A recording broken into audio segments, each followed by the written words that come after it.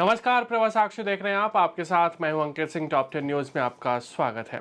Supreme court ने निर्वाचन आयोग को बिहार में मतदाता सूचियों के विशेष गहन पुनरीक्षण को जारी रखने की अनुमति देते हुए इसे संवैधानिक दायित्व बताया है। न्यायमूर्ति सुधांशु धूलिया और न्यायमूर्ति जॉय माल्या बागची की पीठ ने हालांकि इस कवायद के समय पर सवाल उठाया और कहा कि बिहार में SIR के दौरान आधार कार्ड, मतदाता पहचान पत्र और राशन कार्ड पर दस्तावेज के तौर पर विचार किया जा सकता है। भारतीय जनता पार्टी ने बृहस्पतिवार को कहा कि प्रधानमंत्री नरेंद्र मोदी की 5 देशों की यात्रा के दौरान भारत ने महत्वपूर्ण उपलब्धियां हासिल की। भाजपा प्रवक्ता सुधांशु त्रिवेदी ने इस बात पर जोर दिया कि इस दौरान ब्रिक्स में आतंकवाद के खिलाफ स्पष्ट सहमति बनी, महत्वपूर्ण एवं दुर्लभ खनिज संसाधनों के लिए समझौतों पर हस्ताक्षर हुए तथा प्रवासी भारतीयों के साथ संबंध प्रगाढ़ हुए हैं। कर्नाटक के मुख्यमंत्री सिद्धरामैया ने बृहस्पतिवार को इन अटकलों को खारिज कर दिया कि उन्हें पद से हटाया जा सकता है। उन्होंने कहा कि कांग्रेस महासचिव एवं पार्टी के कर्नाटक प्रभारी रणदीप सिंह सुरजेवाला ने इस तरह के किसी भी कदम से साफ तौर पर इनकार किया है। शिवसेना उद्धव बालासाहेब ठाकरे नेता संजय राउत ने बृहस्पतिवार को कहा कि महाराष्ट्र में आगामी स्थानीय और नगर निकाय चुनावों के लिए इंडिया या महाविकास अघाड़ी जैसी व्यवस्था की आवश्यकता नहीं है। राज्यसभा सदस्य ने संवाददाताओं से कहा कि MVA का महाराष्ट्र विधानसभा चुनाव और इंडिया गठबंधन का लोकसभा चुनावों के लिए गठन किया गया था। निकाय चुनाव के लिए ऐसे गठबंधनों की कोई आवश्यकता नहीं है। कांग्रेस अध्यक्ष मल्लिकार्जुन खड़गे ने गुजरात के वडोदरा में एक पुल ढहने की घटना का हवाला देते हुए आरोप लगाया कि सिर्फ भाषण और विज्ञापनबाजी में व्यस्त भाजपा नेतृत्व और सरकार उदासीनता की सारी हदें पार कर चुके हैं। उन्होंने ये भी दावा किया कि यह नेतृत्व संकट, चौतरफा भ्रष्टाचार और सरकार चलाने की क्षमता में कमी का नतीजा है। कांग्रेस के वरिष्ठ नेता शशि थरूर ने कहा है कि आपातकाल को भारत के इतिहास में काले अध्याय के रूप में ही याद नहीं किया जाना चाहिए, बल्कि इससे मिले सबक को पूरी तरह से समझा जाना चाहिए और लोकतंत्र के प्रहरियों को हमेशा सतर्क रहना चाहिए।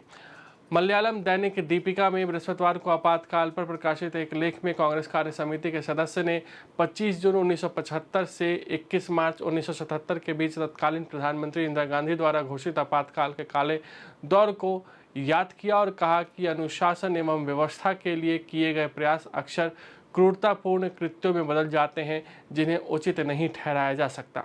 उत्तर प्रदेश के मुख्यमंत्री योगी आदित्यनाथ ने समाजवादी पार्टी को अपने निशाने पर लिया है। योगी आदित्यनाथ ने कहा कि राम मनोहर लोहिया ने रामायण मेला शुरू किया था, पर आज की समाजवादी पार्टी राम भक्तों पर गोली चलवाती है। उन्होंने साफ तौर पर कहा कि लोहिया के चेले राम को नहीं मानते। जो प्रभु श्री राम का विरोधी है, उसकी तो दुर्गति हमेशा होनी ही होनी है।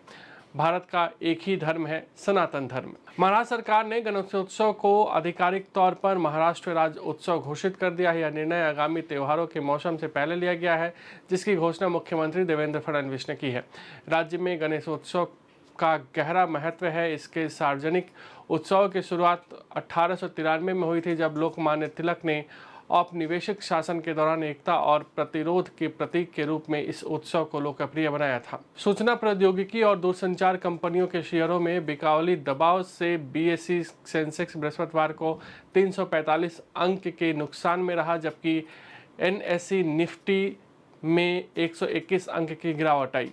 30 शेयरों पर आधारित BSE सेंसेक्स 345.80 यानी कि 0.41% की गिरावट के साथ 83,190.28 अंक पर बंद हुआ। इसी प्रकार 50 शेयरों वाला नेशनल स्टॉक एक्सचेंज का निफ्टी 120.85 अंक यानी कि 0.47% की गिरावट के साथ 25,355.25 अंक पर बंद हुआ। बांग्लादेश के अंतर्राष्ट्रीय अपराध न्यायाधिकरण द्वारा मानवता के विरुद्ध अपराध के एक मामले में अपदस्थ प्रधानमंत्री शेख हसीना के खिलाफ बृहस्पतिवार को औपचारिक रूप से आरोप तय किए गए। मीडिया में आई खबर के मुताबिक अंतर्राष्ट्रीय अपराध न्यायाधिकरण ने अपदस्थ प्रधानमंत्री हसीना, पूर्व गृह मंत्री असदुज्जमा खान और पूर्व पुलिस महानिरीक्षक अब्दुल्लाह अल मामून के खिलाफ पिछले साल जुलाई-अगस्त में छात्रों के नेतृत्व वाले विरोध प्रदर्शनों को दबाने के उनके प्रयासों के लिए मानवता के विरुद्ध अपराध का मुकदमा चलाने का आदेश दिया है। अगर आप भी लेना चाहते हैं देश दुनिया की तमाम जानकारी, तो आज ही सब्सक्राइब करें हमारे चैनल को। साथ ही नीचे दिए बेल आइकन को जरूर दबाएं ताकि हर अपडेट आप तक पहुंच सके।